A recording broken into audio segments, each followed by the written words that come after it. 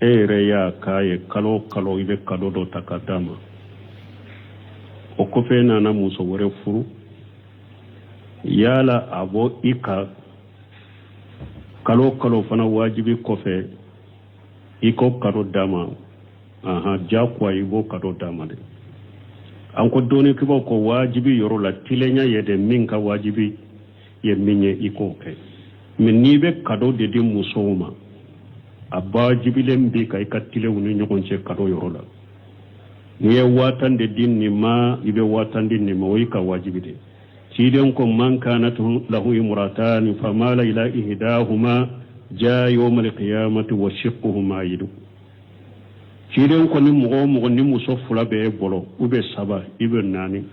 e jengena katu dola kelema ka toyinto yawm alqiyama donni e bena qiyama keneka ikere jengene dembena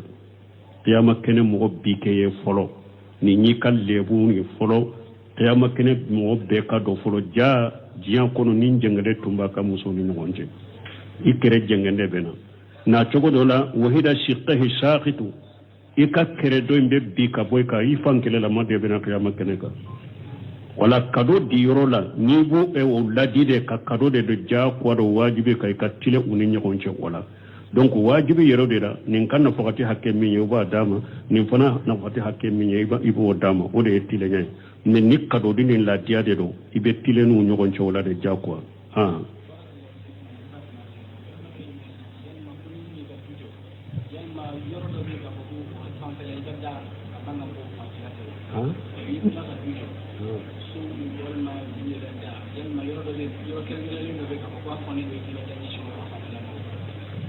bon koni mogo bi ka dujo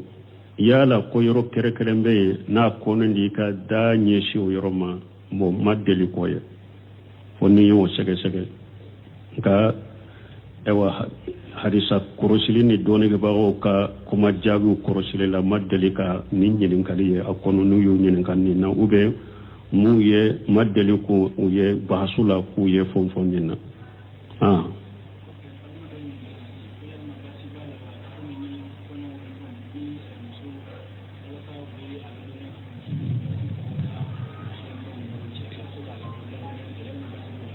bo ko doka nyinin kali do ni furu sirila muso furu sirila yala be do la dala ni furu sirila ube koko muso ba ube koko de tila uni nyogonche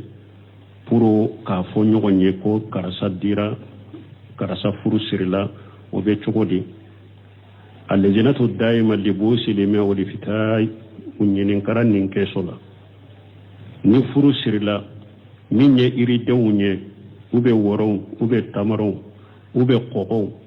kulutila puru ka furu sirili jense kabila ni nyoncho be chogodi uko nunu nye bidiya la rayu nunu nye bidiya ude sariya ute nunu te chiden ka sunna kono sallallahu alaihi wasallam dugu basigi de ye ewa koko tila lashe amma sino buruso lan fe mintum betila oye worode koko tila nana dugu basigi sigi nyogonya nabe nyogon la dawta wode yo lashe an fanfela mugo ma ya nube koko tila sino antum be worode tila me asite sunna kono la dawde do bidiya wude do minye sunna nabe furu jense o ma kana rabbuka nashiya ala manyina foila walima de be furu jense sariyala ni furu be siri furu ka siri jaman nyana imamuna maliki ko aka furu bange furu ka ke jaman nyana wodi ya to ka furu bange sere u fora ni furu be sira ka ke sere u nyana wo ye furu jenseli dode wo be nabe furu sira ka ke jaman nyana o kera sare munye furu jenseli kera sare ni ode walima ka faqa walima faqa o kera ni munye furu jenseli muso ni afuru beke muso ka furu bange ka jembe fo udamana muso ni nyogonja nogoya keru we ka jembe fo ka nisonja ka donkilu fo donkilu mununte kuma juguye nuto kankorota wali chewbu kamme udama be yoro law ka jembe fo akore munye ka furu bange silama saraye nunu ne ke nu be furu bange ni furu be bange nu ye mais an fule ka woro ni tamaro ko munun faraka ani ko nunu te sariya kono bidawude alladhinatu daima libusi lime uliftawiye nunu njabi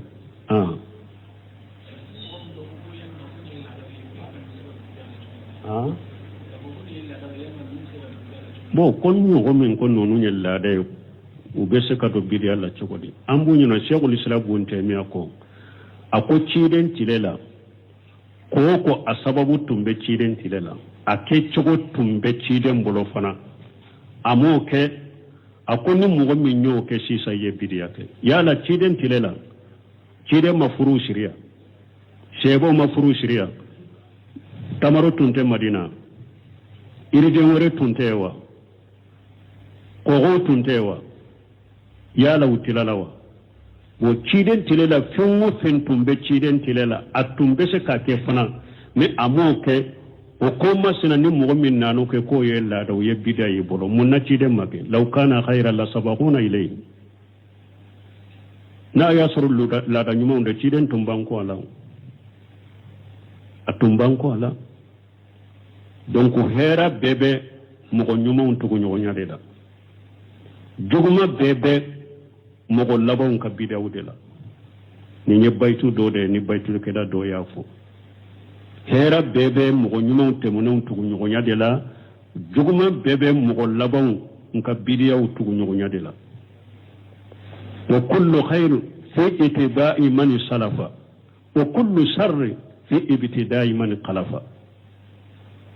hera bebe mogo nyuma tugu nyonya hera bebe de la bone bebe fanado mogo laba munu nanu ka bidiyo ka tugulo ka bidaw bone bebo de la donc lambe min fo nunu tel la daye nunu ne la da munu nyogo na tunkera ciden telala tumbese ku ka muke donc ni eyo ke la da jugubi bolo la da dum mbese kala daga sheikhul islam bunte me yo fo ko do be ciden telela tunte ube ciden telela ake chugo tunte donc ni mugo min nana o ko nke sisa dina kote fana batote dina kote ladaw de lo me ciren tulera anyogona tunte anyogona tumbe tiyen tumbe se ka amake asababu tumbe abese ka amake ni nana ko ye lada ibo ka ko ibolo bidiye o ciren tundela ko munun tunte de ube ko munun awa usababu tunte ni ciren bese ku ke donc ni nana ulu ke sisa silamia sariya mu bali ulu de be se ka kel lada e bolo ko lada munu sabatilendo men nin ko suute nunu nye bidiya de mu kanu ke futire nye furu shire tamaro tumbe iri de tumbe ko tumbe tamaro mabo ko mabo iri de mabo amatila sababu munu be furu bange fana ya be fo nin tula bidiya ude do bambola don da daw wa alaikum salam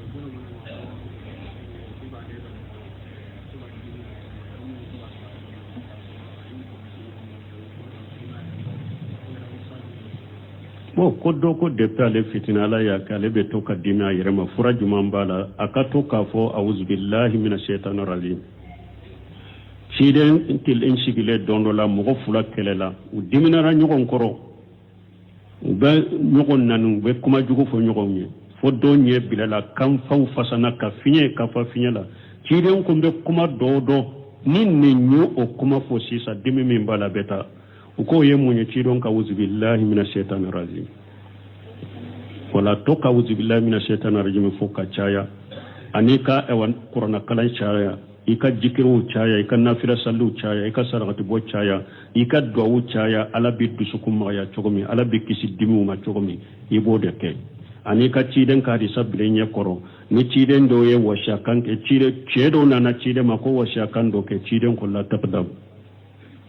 ako kana to kadimi wala nunun bilinye koro nunun da ya furai a kunu doya nyinin kalike ya ko allahumma salli ala muhammad adala khaliqi warida nasu jinata rasu midada kalimatihi nya jabi ko ni nye jikiru de ciden ka salle minyo nyofo me dersu ko fe hakile nana ye ka fo akalla nyini ye minye nye min jabi ote o ko fe do yo bokali uchima fana mana le kala nyini tunye de do ba fo اللهم صل على محمد عدد خلقه ورضا نفسه وزنة عرشه ومداد كلماته دو بتشي صلي تشيبنكا نين چوي دون كباو نين كران نين نيا دوا كان نين كري لا نين نينده دون كباو نين كران كو باشي تنين باشي تالا يكافو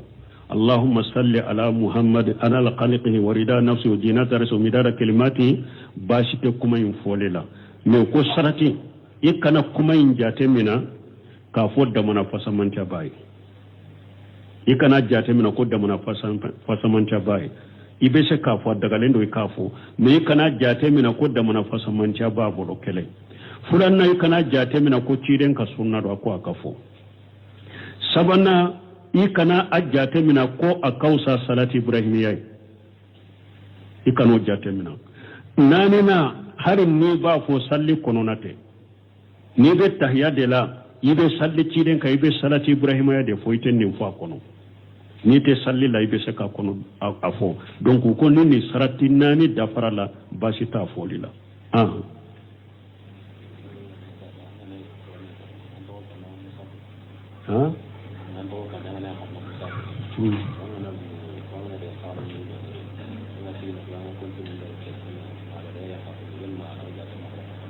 koni mogo min ne bi ka so kono ni bi ka qur'ana kala ibe qur'ana ta ka kala mais ni bora so kono ni be yoro mi be telephone ta ka kontina la be jate qur'ana jige abe jate qur'ana jige abe daga mogo ka ika hijibu ni ka qur'ana kalanke musahafi kono abe daga ika ke telephone kono mais ka ke musahafi kono baraji de kacha kateme telephone kono na kalanka mais sino telephone kono na kala kono bashi tala daga lendo mais ka qur'ana ta ka dayele ka kalanke qur'ana kono musafi kono de baraji ka chanay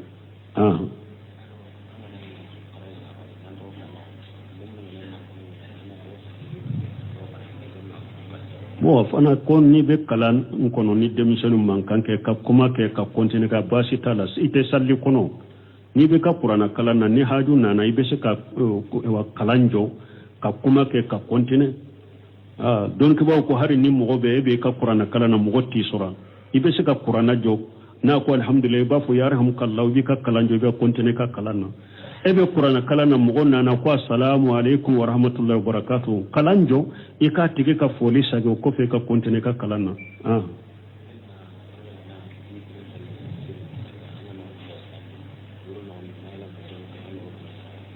kone mo min ya wutiri salli aye safo sali ya wotiri salli ni tara so be se kan nafila wure ke be se ka ke ite saga wotiri ndeka ciden ko wotiri fulalla wotirani fi layli ako wotiri fula de te su kelen kono me cide ma fo salli te wotiri ko fe donc ika wotiri salli len ko fe su tola ni ko ibe salli be fula de salli te saga wotiri ndeka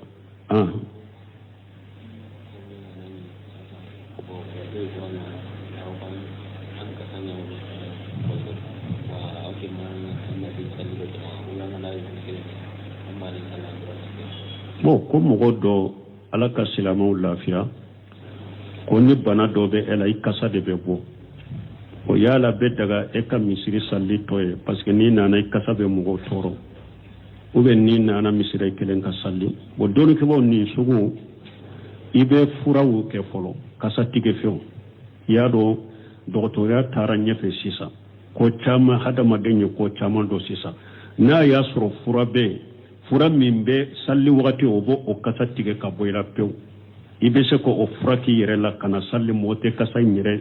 ewa do ila ibe o kasa tige furaw de ke kana misiri la ni be na misiri la ibe o kasa tige furaw nyini ibe lu ke yere la kana jama salli misiri la bo naw ya soro o kasa tige furaw te ube ute etanye few ni nana misiri fanala ibe mugo de wude bon na ya soro ni nana ekelembe se ka ke yoro la ka salli jama no fe ikasate jama toro ibena misir la tusuru darura de ro har ni kelembe salli ewa kerefe ikelembe ke idamana safa ka salli jama no fe darura de ninye ikasalli ka kene basitala mais na ya soro ni don na misir korona koni doronde la dro kasat de be fambe be mugo toro bo sababu re fanate e bolo ni be kasa intige adagara ninye darura e bolo ka salli ka sokono parce que ciden ko sallallahu alaihi wasallam lay kasa jaba kasa anana harisa salena akunna yo o kasa me mu'mina aya bolo mina kabo misiri kuna katana bariya harisa wala ciden ko ni yiri fula min fulen ni kasa bila jabani lay ni mu'min ye o do fala yaghribanna masjidana kana giran ka misiri la de ni mu'min jaba kasa bi idda kono ciden ko lay kasa bi idda kono kana giran ka misiri la ni kelembe saliro me be salli ako parce que kasa be hada madawun toro abe malike toro donc nun nin kera jama kasa tigi ni cide nyabali lay kasa tigi cide nyabali ko akana salli jamala na be mugo toro ube o ka tigi bo misiri kono donc doni ko ko ni o kasa sugube mugo mununa ni kasa tige fembe o kasa tige e wa furaw ke kana salli misiri la ube ni nana ebe se ka salli yoro dola misiri ka kasa tese mugo ma ibe salli jamano fe ibo ke ni o shiteke ewa ni nye e bolo darura e salli ka so kono subhanakallahumma rabbana bihamdika ashhadu an la ilaha illa anta astaghfiruka wa atubu ilayk doko muso do tumbe e bolo furula aka nafakati wajibi len kofe ere ya kaye kalo ibe kalo do takatama o kofe nana muso wore furu yala abo ika kalo fana wajibi kofe iko karo dama jakwa ibo karo dama de anko doni kibo ko wajibi yoro la tilenya yede minka wajibi ye minye iko ke min nibe kado de di musoma abba jibilen bi kai katile woni nyogonche kado yoro la niye watan de din ni ma ibe watan din ni ma wika wajibi de ciden ko man kanat lahu imratan famala ila ihdahuma jaa yawm alqiyamati wa shiqquhuma yidu ciden ko ni mugo ni muso fula be bolo ube saba ibe nani e jengena katu dola kelema ka toyinto yawm alqiyama donni e bena qiyama keneka ikere jengene dembena qiyama kene mugo bikeye folo ni nyikal lebu ni folo qiyama kene mugo be ka do folo jaa jiyan kono nin jengede tumba ka muso ni ngonje ikere jengende bena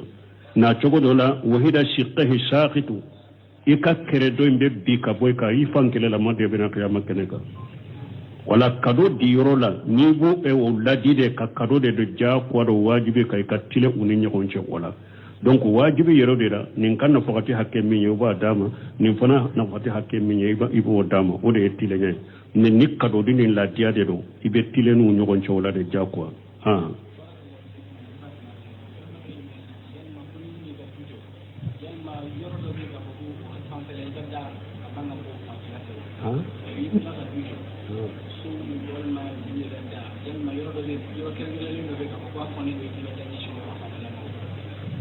bon koni mogo bi ka dujo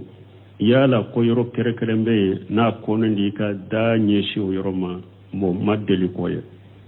woni yo sege ka ewa hadisa korosili ni doni ga bago ka kuma jagu korosili la madeli ka ninjinin kali ye akono nu yu nyinin kan ni na ube mu ye madeli ko ye basula ku ye fon minna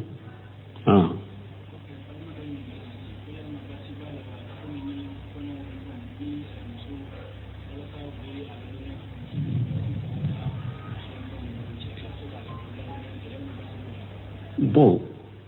ko doka nyinin kali do ni furu sirila muso furu sirila yala be do ladala ni furu sirila ube koko muso ba ube koko de tila uni nyogonche puro ka fo nyogonye ko karasa furu sirila ube chogodi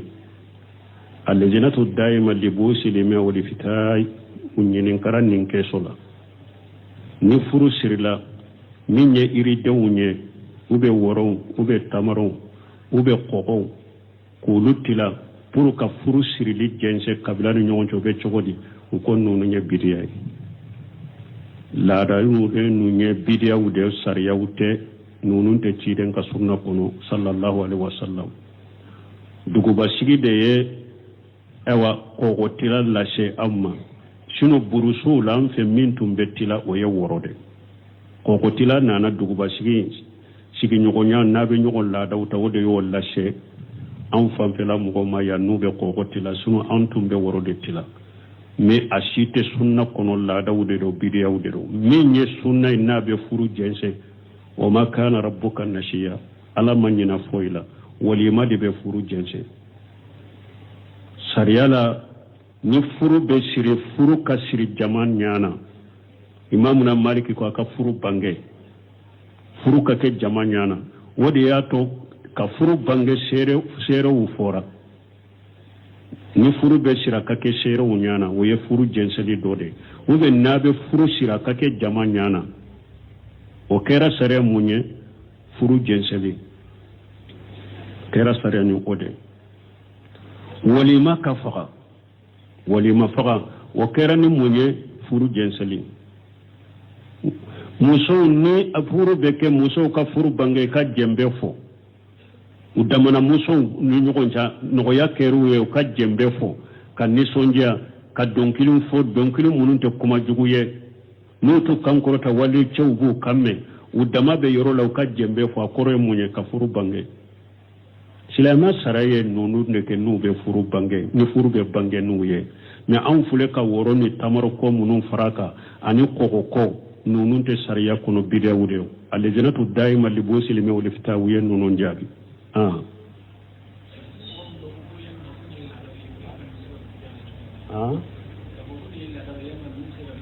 bo kon ñogo min ko nonu ñella de ube se ka to bidi alla cogodi ambu ñino cheikhul islam bunte mi ako ciden tilela ko a sababu tumbe ciden tilela ake cogo tumbe ciden bolo fana amo ke akoni mugo min ñoo ke sisa ye bidi ake yala ciden tilela ciden mafuru shiriya sebo mafuru shiriya tamaro tunte madina iriden wore tuntewa kogo tuntewa yala utilalawa bo ciden tilela fengo fentumbe ciden tilela atumbe se ka ke fana me amoke o koma sina ni mugo min nanu ke ko yella da ye bidayi bolo munna ciden make law kana khayra la sabaquna ilayhi na ya suru la da nyuma unde ciden tumban ko ala atumban ko ala donc hera bebe mugo nyuma untugo nyonya de da juguma bebe mogo labon ka bidawde la ni nye baytu do de ni baytu ke da do ya fo hera bebe mogo nyuma te monon tugu nyonya de la juguma bebe mogo labon ka bidiyaw tugu nyonya de la wa kullu khair fi itiba'i man salafa wa kullu sharr fi ibtida'i man qalafa hera bebe mogo nyuma tugu nyonya hera bebe de la bone bebe fanado mogo laba munu nanu ka bidiyaw ka tugulaw ka bidaw bone bebe de la donc lambe min fo nunu tel la daye nunu ne la da munu nyogo na tun kera ciden telala tun bese ku ka muke donc ni eyo ke la da jugu bi bolo la da dum bese kala daga sheikhul islam bunte me yow fo ko do be ciden telala tunte o be ciden telala ake chogo tunte donc ni mugo min nana o ko nke sisa dina kote fana batote dina kote la da udelo me ciden telala anyogona tunte anyogona tumbe tiyen tumbe se ka amake asababu tumbe abese ka amake ni nana ko yella da ibo ka ko ibolo bidiya o ciden tundela ko munun tuntede ube ko munu awa usababu tunte ni ciden bese ku ke donc ni nana ulu ke sisa silamiya sariya mu bali ulu de bese ka ke lada ibolo ko lada munu sabatilendo men nin ko sugute nunu nye bidiya de mugo kanupe cide nye furu shire tamaro tumbe iridon tumbe kogo tumbe tamaro mabo kogo mabo iride mabo amatila sababu munu be furu bange fana ya befo nin tula bidiya ude do bambola don da daw wa alaikum salam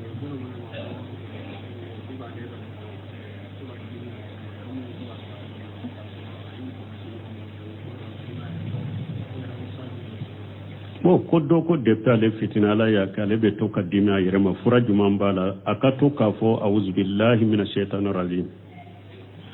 ciden til insigile dondo la mogo fula kelela u diminara nyogon koro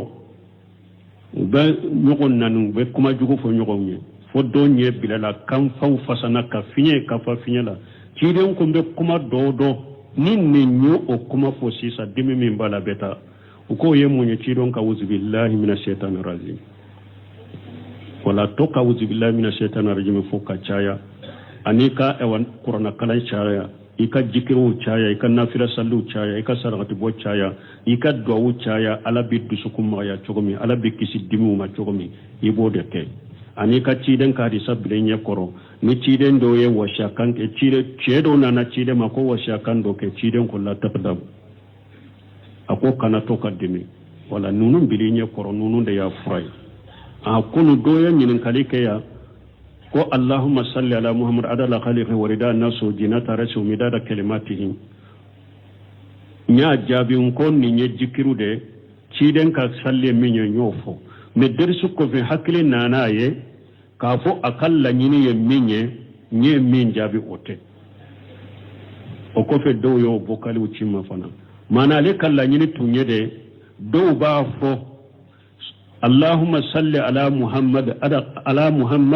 adala khalqihi wa rida nasuhi wa jinata rasihi wa midada kalimatihi do be ci salli ci denka ni nin ci goy don ke bawu nyinin karan ni na nya do kan nyinin kari la nyinin ninde don ke bawu nyinin karan ko bashi tenen bashi talai kafo Allahumma salli ala Muhammad adala khalqihi wa rida nasuhi wa jinata rasihi wa midada kalimatihi bashi te kuma yin folela me ko sarati ikana kuma yin jate mina ka fodda mana fasamanta bai ikana jate mina ko da mana fasamanta bai ibe se ka fodda galendo ikafo me ikana jate mina ko da mana fasamanta ba bolo kele fulan na ikana jate mina ko ciden ka sunna do ko akafo sabana ikana ajjate mina ko akausa salati ibrahimiyai ikano jate mina nanina harin ni ba fo salli kononate ni be tahiyya de la ibe salli ciden ka ibe salati ibrahima ya de fo iten nin fa kono ni te salli la ibe se ka kono afo donc ko ni sarati nani dafara la basita fo lila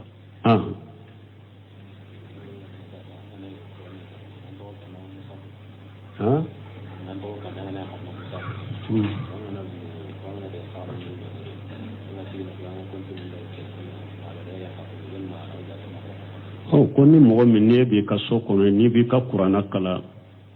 ibe qur'ana ta ka kala mais ni bora so kono ni be yoro mi be telephone ta ka continue la be jate qur'ana jige abe jate qur'ana jige abe daga mogo ka ika hijibu ni ka qur'ana kalanke musahafi kono abe daga ka ke telephone kono mais ka ke musahafi kono baraji de kacha kateme telephone kono na kalanka mais sino telephone kono na kala kono basi tala daga lendo mais ka qur'ana ta ka dayele ka kalanke qur'ana kono musafi kono de baraji ka chanai